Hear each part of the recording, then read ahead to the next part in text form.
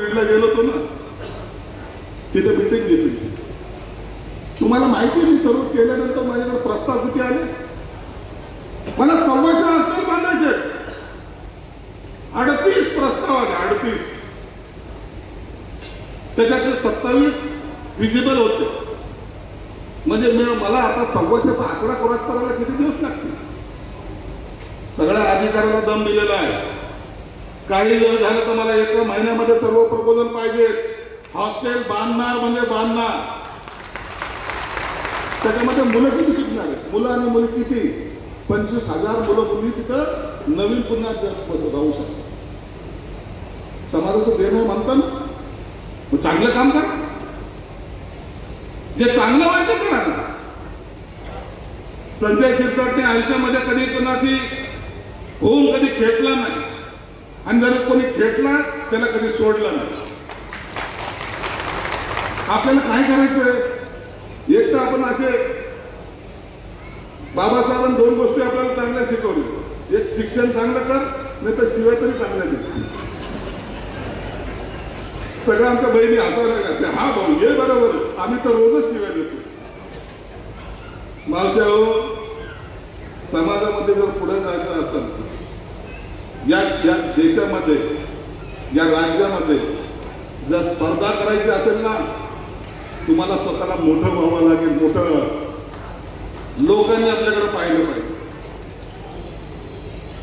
माझा जन्म तुम्हाला सांगतो, मुद्दा म्हणून आज तुमच्या बरोबर बोलायचा योग आला. का नसावं चांगलं? अरे बाबासाहेब ही अशी ताकद आहे.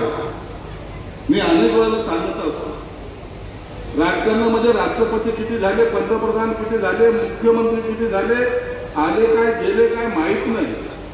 सगळ्याच्या खुर्च्या हल्ल्या, परंतु हा देशातला नाही जगातला एक नेता ज्याची खुर्ची सरकारची सुद्धा कोणाची ताकद नाही, ती खुर्ची म्हणजे बाबासाहेब आंबेडकरांची खुर्ची. आमच्यासारख्या राजकारणामध्ये जर बाबासाहेबांचं नाव घेतलं नाही तर आमची पंचायत होत असते. निवडणुकीच्या काळामध्ये तुम्ही पाहत असाल, नाव घ्यावंच लागतं. नाव नाही घेतलं तर काय होतं, मग बाबूराव पोटभरे काहीतरी करतो लफडे. राजकारणात काढले. परंतु एक लक्षात ठेवलं, मी काम करायचं इमानदारीने करायचं, झुकायचं नाही.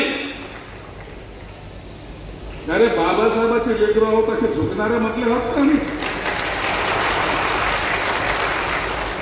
माझी लायकी पण मला पाहिजे. कधी कोणाकडे भीक म्हणून मी मागणार नाही. ही भूमिका माझी नेहमी राहिली.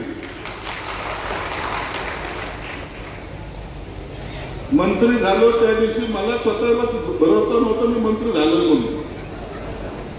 रात्रभर तर झोपत नाही आली मावशी मला. स्वतःलाच चिंता घ्यायचो, मंत्री झालं का? कारण की दरवेळेला जेव्हा 10 वर्ष नगरसेवक होतो, 10 वर्ष नगरसेवक. या संभाजीनगरमध्ये इतिहास आहे. या शहराचा सलग 4 वेळा मी आमदार झालो, सलग 4 वेळा, आणि चांगल्या मताने निवडून येतो. दर वेळेला आमदार व्हायचो त्यावेळेला म्हणायचो की आता माझं मंत्रिपद मिळेल. टीव्ही मध्ये बातमी यायची, पहिल्या 4 मध्ये माझं नाव असायचं. दुसऱ्यांदा मंत्री झालो, आमदार झालो तेव्हाही तसं, तिसऱ्यांदा झालो तेव्हाही तसं, चौथ्यांदा झालो.